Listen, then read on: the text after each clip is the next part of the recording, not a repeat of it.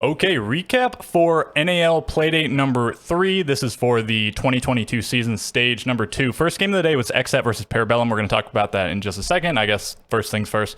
Maybe I'll do the call to action at the beginning again, see how that affects things. A like and a subscription would really be appreciated. It really gives me positive feedback that people enjoy this kind of thing and for me to be more excited to continue doing it, I suppose. And then also, I guess CGG is now doing their recording and posting the post-match interviews, so they bit my swag there. I mean, it's good that somebody else is doing it now, so I guess I will stop doing that. I don't have to do that anymore, and CGG can take care of that. Surprised it wasn't a thing before, but I don't really look for that. And then also I talked about maybe showing clips, and maybe that is still something I'll do in the future, but for now we're going to stick to this format. Okay, on to XSET versus Parabellum. So all the games of the day are back to being played on LAN except for the final one, and so I assume also, or maybe, I'm not actually sure, maybe Mirage or Astralis' game in the upcoming Playday, Playday and Refer, will also be played online. I think it was because of DP Fire, so maybe it's Astralis' game, and since it's only one day later, I would imagine it's still online, but maybe, I don't know. I'm assuming he still tested positive for COVID, so maybe if he now tests negative, but I imagine one more game will still be played online. Hopefully nobody else catches COVID, and so we can have all offline games for the rest of the stage. But okay, we'll maybe address that a little bit more when we get to it, but I don't think it was terribly impactful. Yeah, XSET versus Parabellum.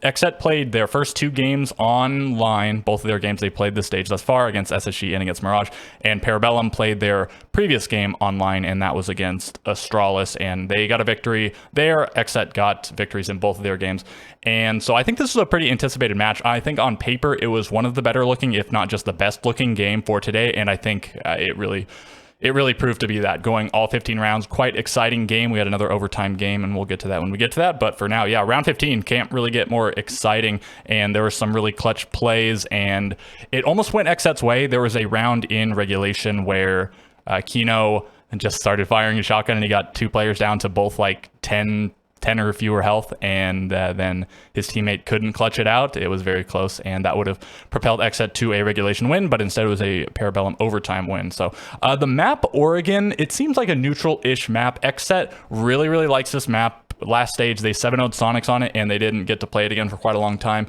until they played. I believe the next time they played it was at the Major against Astralis, and Astralis won it. Astralis, I think, might be the best Oregon team in the world at the minute. I haven't reviewed all the data or anything, but they've been really excellent on it. And so there's a loss for XSET there, and they played against SSG, and they did win. That's online against an SSG that it's still unclear if they are really on the struggle bus or if they're just highly inconsistent, whatever it is. But they have shown it quite a lot. So again, once at the Major and once in the stage. And Parabellum, they hit it all last stage. I think generally a pretty good map for Parabellum, but they banned it every day up until the last day against Mirage, and it's unclear if they really even showed their hand against Mirage. They won 7-4, could have been a handier victory, but still 3 points nonetheless. I think it's quite whatever. And so yeah, I think a lot more information for Parabellum to go off of, and that was of course with their previous 2 members anyways. That was when they had creators and Wimpy still on the squad. And so again, goes all 15 rounds, super exciting. 80% of voters for XSET. I'm surprised it's not closer, but I think with what the community has seen and everything, it does make sense. Parabellum, I think, is going to be less underrated after this victory, but of course it was a very close victory, and probably they'll still continue to be a bit underrated, but I think they're now garnering more of the respect that they deserve. And then looking at the stats, Yaga continues to be great. He was, I think, their best player last stage, I want to say, or was it maybe Diaz? I don't remember off the top of my head, but either way, Yaga was quite good, but he's certainly their top-rated player this stage thus far, obviously in this game, and he was never awful. I think actually there was 1 or 2 stages where he was pretty bad, given the roles he was playing when he was on Oxygen, and then he sort of picked it up, and I want to say maybe at SI, he was one of their better performing, if not their best performing player, and now he just looks incredible on XSET, even though XSET is, well, obviously they exceeded expectations last stage, and they're doing quite well. They're tied, or they're in first place, but they're tied in first place on points, and they are at the top by round differential in this stage at the moment, and Yaga's been a super big part of it, always being pretty clutch, and I think maybe he doesn't even have as many clutches as it seems like he could have, because a lot of his doings are when it's in, say, like a 2v situation, And I think there's one round where it was, I think, a 2v4 in this game, and he got 3 of the 4 kills to win out the round. So a big round win. Obviously, every round in this game was very impactful. And so I just wanted to give Yaga a shout out. It's good to see him playing quite well on this new team that a lot of people were uncertain about, and maybe just Oxygen wasn't the right environment for him as a player. And then Spirits and Diaz not doing especially well here. And Spirits has been super swingy, bad game here. He did, I think, make a comeback. He was 0-6 or 7, I think, at one point. And so, yeah, he picked it up in the latter half, but only enough to get the 1 point. And then it's Gunnar and Blaz once again on Parabellum doing very well. Kool-Aid's been pretty good as well. Really bad game for Eska also at the beginning, and then he picked it up towards the end. He was on like 1-7 or 8 or 9 or something. Penguin was also at 1-6 or something at one point. So they both picked it up a little bit, and I guess enough so to get them the 2 points on the board, the victory over XSET. And yeah, I've talked about this one for a super long time, so let's go on to the next game for the day.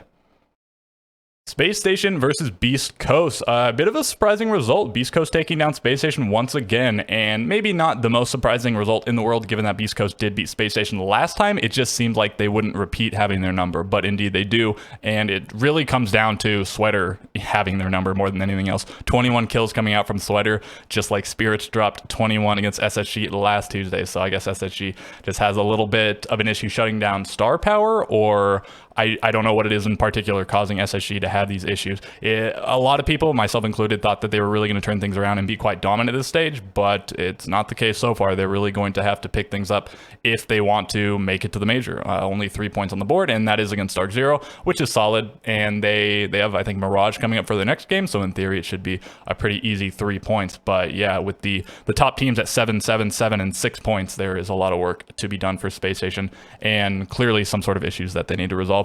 We go to Chalet here, and I feel it to be a bit curious of a decision. SSG in the past was a pretty good team on Chalet, but recently I wouldn't say they've been incredible. They did take that loss versus Sonics, who is a really, really good Chalet team.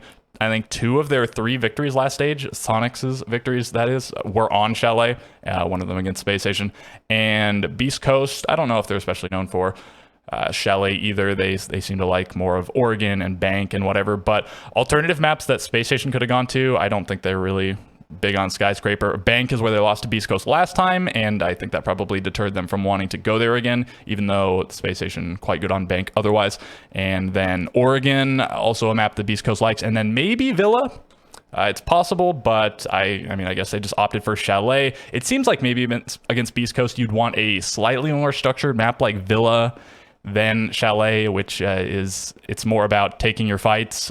The defenders a lot of times are just playing positions where they just have to win fights, and Beast Coast, as a team that is maybe a little bit less structured than others, might be able to take better advantage of this than a more structured map. So I think maybe Villa was the pick here, but obviously that's in hindsight. I don't know if SSG loves Villa all that much, but Chalet seems to maybe being turning into a worse and worse map for Space Station as time goes on.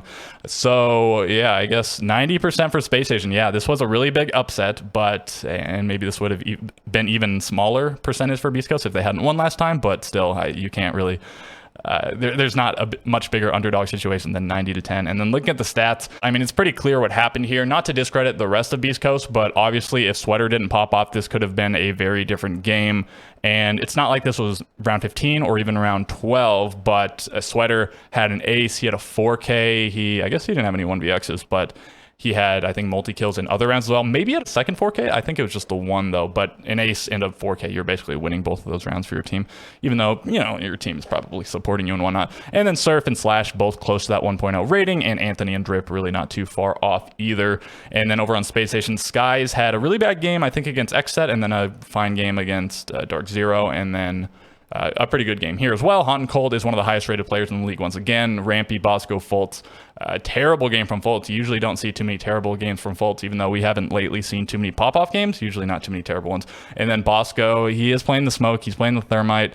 It's not always the easiest role to play, but man, Bosco is just this legendary player. Really would like to see at least a little bit better stats coming out from him. And same thing from Rampy, and he's playing Malusi and Finka. So you have to imagine that this is one of the biggest issues. And obviously the Fultz thing is really bad too. If Skies and Hot and Cold had a little bit more backup in the fragging department, and especially if they could have shut down Sweater in an early engagement, if he goes on to win 4 engagements. If he gets a 4K or an ace or whatever in the round, you have to imagine if he'd lost his first engagement, then you probably just won that round. And not necessarily. There are a lot of things could go differently. But yeah, just Sweater pops off on Space Station once again. And yeah, I guess really important that Beast Coast got that win. That's going to go a long way towards them avoiding being one of the absolute bottom teams, but they still have a lot of work to do. And Space Station also still on 3 points, so they still have a ton of work to do as well. Either of these teams could make it in the top 4, but it's going to be an uphill battle for sure. Let's go on to the next game.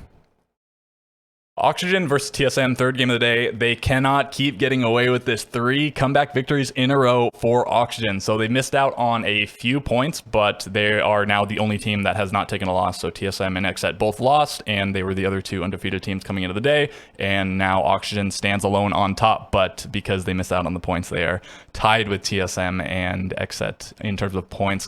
So yeah, they made a comeback victory versus Parabellum. They won in round 15. They made a comeback victory versus Beast Coast, 1-7-5. Those were both on Theme Park, and they started on the attack both times, so take that with a little bit of a grain of salt. Theme Park is quite difficult to attack.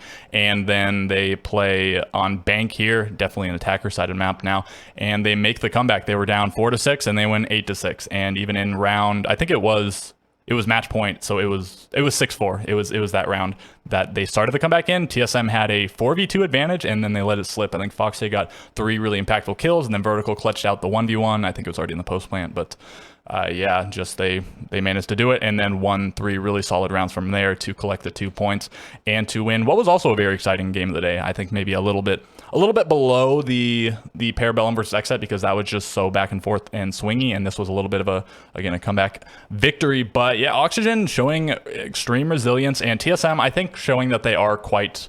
They're probably back. You know, it was hard to tell with games against Mirage and Sonics, 2 of the lower ranked teams from last stage, and then Oxygen here. I think this is probably proving that TSM is in a pretty good place, but obviously they're not on the top of the pack. If they had won that one round, though, things would look quite different. They would have got a 7-4 victory, and everyone would be saying TSM is the best team in the league at the moment. But not to be. Yeah, they go to Bank, and that is TSM's famous Bank. I think Oxygen, did they even play it last stage or at the major? I'm not 100% sure, but TSM really favored this map since it's been reintroduced to the pool. They were absolute monsters on it, if I remember right, last season when again it got reintroduced to the pool. But yeah, looking at the predictions, 50-50, and actually more in favor of Oxygen. A little bit surprising given it is TSM and how popular the org and players are, especially you know who. And yeah, I did pick Oxygen, but it was looking quite scary for a little bit there. Bolo and Geo actually just managing to get on that 1.0 rating. The stats seem to indicate a less close game, but I think Oxygen did have a lot of dominant rounds.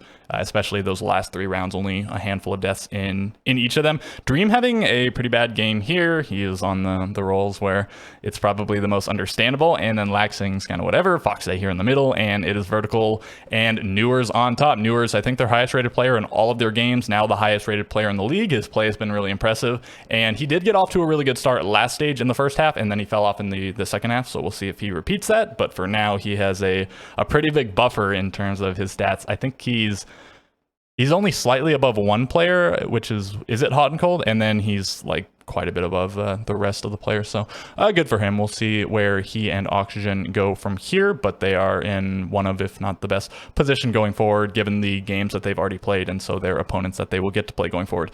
And I think that pretty well does it for this game. Let's go on to the next. Dark Zero versus Sonics, another pretty difficult game to predict, but it didn't end up being close. Dark Zero stomped for the 2nd playday in a row, first by Space Station on Border last week, and that was played online, so it seemed like maybe that was a little bit of a fluke. Maybe that was because they were playing online, but back to LAN here, playing against Sonics, and they got stomped almost as hard. Obviously, they got one more round on the board, but still. Oregon is a bit curious of a choice, maybe. It seems like a fine choice on paper until you saw what happened. So Sonics banned out Chalet for their last ban, and that's, maybe their best map. They got 2 victories in, I think, the last 2 playdays, right? against, who was it? Let me double check. It was Space Station and it was TSM, right, in the last 2 days, and that was even Sonic subbing in Goddess for Rexen against TSM and the full team against Space Station. Yeah, a map that they really like, but also a map that Dark Zero really likes, and I think Oregon the same kind of thing.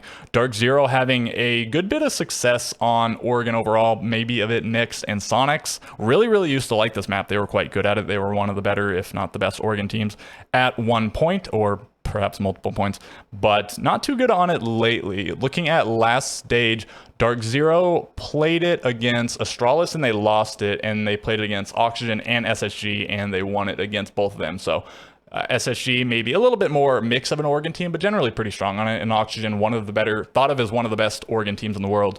Dark Zero taking down both of them is quite impressive, and they lost it to Astralis. And I think I said earlier, I think Astralis is maybe the best Oregon team in the world at the minute.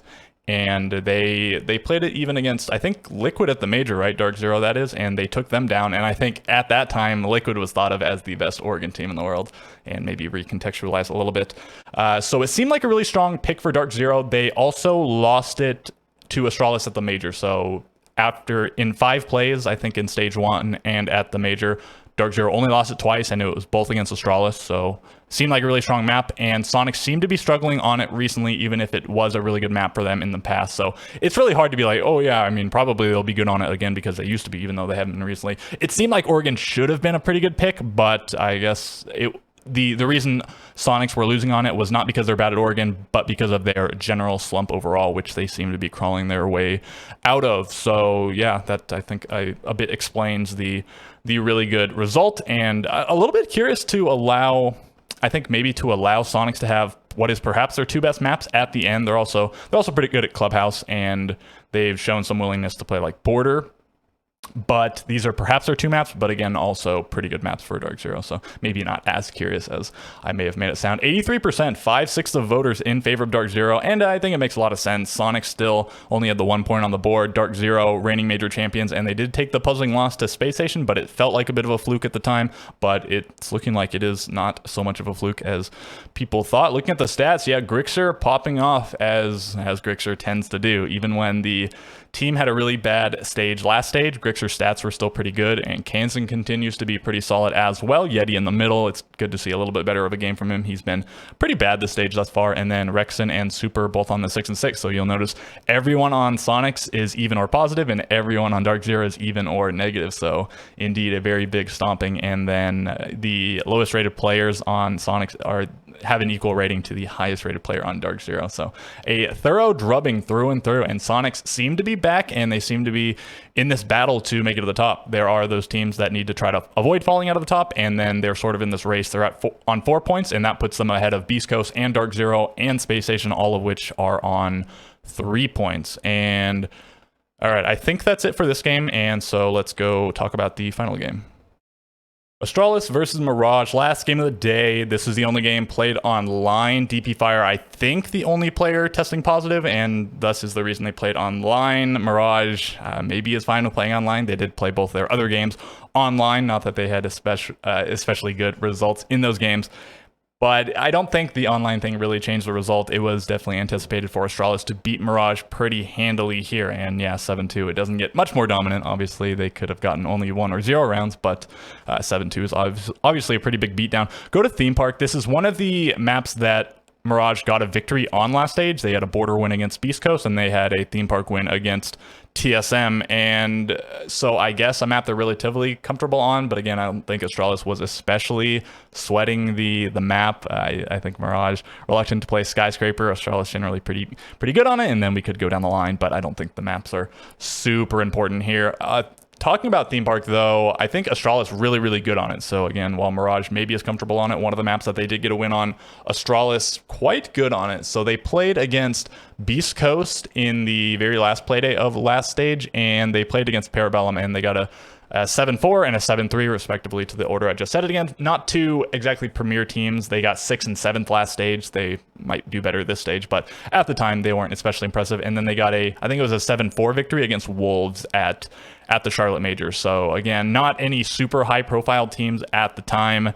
And so maybe maybe their theme park wasn't as strong as the scorelines might indicate, but no, I mean, it looks pretty good here.